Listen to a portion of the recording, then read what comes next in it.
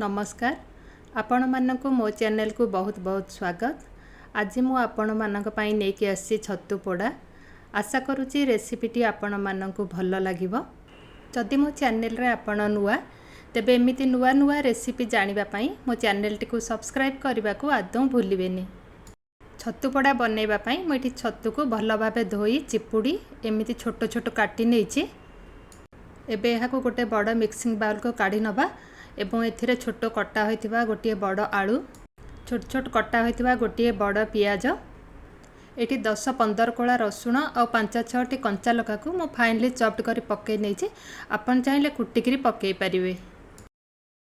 10-12 Cola रसुण को भी पके नेछि। एबे एथिरे 2 टेबल चामच सोरिष बटा, 1 टेबल चामच हळदी गुंड आउ किछि कटा धनिया पत्र आउ 1 टेबल चामच सोरिष तेल देई एहाको भल भाबे मिक्स करनबा।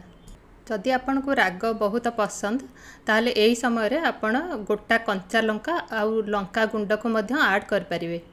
देखंतु एटे भल भाबे मिक्स कला परे मते सोरिष बटा टिके कम लागुतला तेनु पई मु आउ 2 टेबल स्पून सोरिष बटा इथरे दे देछि।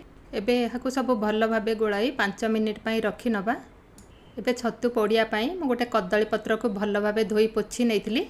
ताकू एबे एमती लो फ्लेम रे धीरे धीरे सेकी नउछि। पत्रटी को एमती सेकी नबा द्वारा यह सॉफ्ट हो जिवो, जहा फल रे आमे छत्तू पोड़िला बेले पत्रटी आ फाटिबार चांस न थाए।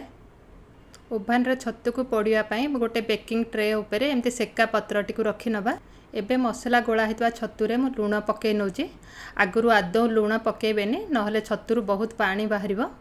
लूण गोळई सारिबा परे सांगे सांगे याकू कदली पत्र को मु ट्रांसफर करि नउछि। गोळा हितवा छत्तूरु मु अधा ओभन रे पोडुछि आउ अधा कड़ाई रे पोडी करी देखेबी। एबे एथिरे मु आउ 1 टीस्पून सोरिष तेल दे देछि। एबे कदली पत्रटी को भल भाबे फोल्ड करी गोटे सूता रे ताकू बांधी नबा।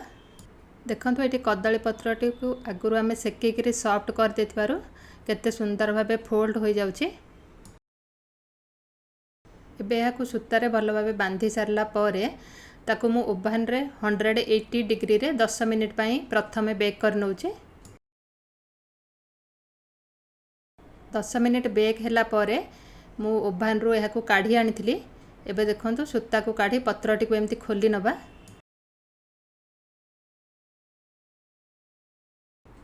एबे एथिरे देखंतु आलू छत्तू सब भल भाबे सिझी जाइछि, किंतु छत्तू पोड़ा भली दिसुनी। याकू एबे आमे एमती स्प्रेड करी नबा आउ याकू सूतारे न बांधी एमती स्प्रेड करी ओभन रो ग्रिल मोड रे 7-8 मिनिट पई रखी दियंतु। देखंतु ग्रिल हे सारला परे ऊपर छत्तू गुड़िका केमती हल्का हल्का पोड़ी जाइछि। एबे एथिरु बहुत बढ़िया स्मोकी फ्लेवर आसुछि। जदि आपनका पाखरे ओभन की कदली पत्र अवेलेबल नाही तो आपण कड़ाई रे छत्तू को एमिति पोड़ी परिबे। मु एठी छत्तू पोड़ीबा पई कास्ट आयरन रो गोटे मोटा कड़ाई यूज करिछि। एठी जदि आपण कास्ट आयरन कि नॉनस्टिक पैन यूज करूचंती ताले आग कड़ाई रे तेल दबा दरकार नाही। जदि एल्युमिनियम कड़ाई यूज करूचंती ताले आग टिके कड़ाई रे तेल दे दे। एबे एहाकू कवर करी हाई फ्लेम रे 5 मिनिट पर्यंत कुक करिबा। छत्तूरु पानी सब सुखी गला परे फ्लेम को मीडियम करी आउ 5 मिनिट पर्यंत कुक करिबा।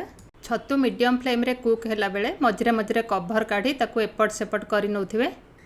एटी देखंतु छत्तूर कलर हल्का चेंज हे गलानी। एबे एथिरे कटा होइतिबा धनिया पत्र को पके नबा। देखंतु एटी छत्तूर कलर जेमती देखा जाउची सेही पर्यंत कुक करबा दरकार, नले छत्तू पोड़ा छत्तू बेसर भलिया लागिवो। छत्तू पोड़ा को एमिति थरे बनांतु एवं आपनक अनुभव को मो सहित कमेंट सेक्शन रे शेयर करंतु। पुणी देखाबो आउ गोटिए नुआ रेसिपी सहित। धन्यवाद।